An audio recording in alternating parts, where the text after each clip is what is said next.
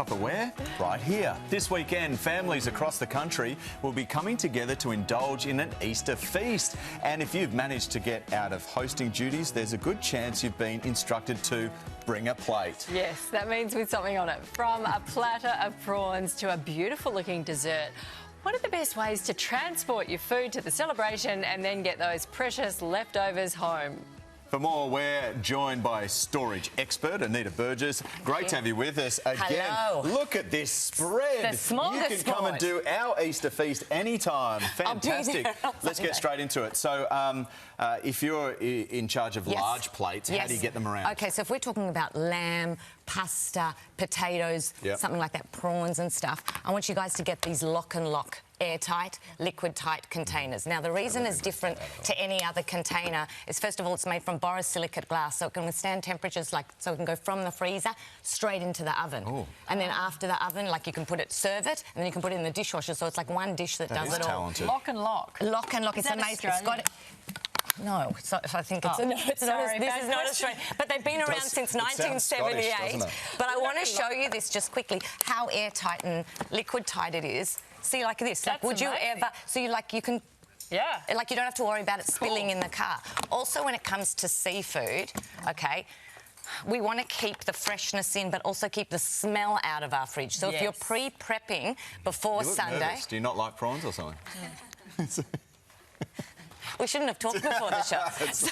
So anyway, so we can just put the cover back on, but it will keep that smell inside and the freshness. So I just put the sauce as well. Excellent. Now, when it comes to salads and stuff like that, this is called put a lid on it. Okay, these are amazing. They're made out of recycled plastic because I think you all got your eye on this one. How did you know my nickname for it?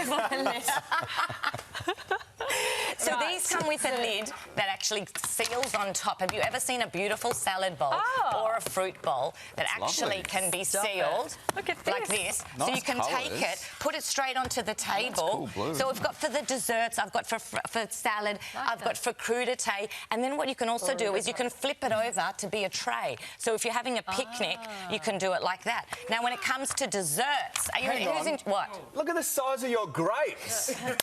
Look at that. They're crunchy too. They're huge. They're giant. That's unbelievable. I think they grew in this container because the container's so good. Look at the size of that thing. That is massive. Look at that. Are they sort of genetically modified? No, I don't know. I just bought grapes, but I stored them beautifully. They're huge. So these was actually been in my fridge since yesterday morning. I'm so blown away but to by see that. how fresh this is. That looks amazing. I love that. So that's called put a lid on it. This is called put a lid on it. It's Australian made from recycled plastic, and I've never seen such stylish servingware. Yes. That's why I had to bring it on because I'm a bit obsessed with this right now. Okay, next. Back to desserts. Now, if you're, say, bringing in a trifle, why don't you separate it and then build it at the person's house? So, so basically, you can put the jelly, the cream, the strawberries, and again, put your lid on it, but your lock and lock lid on it.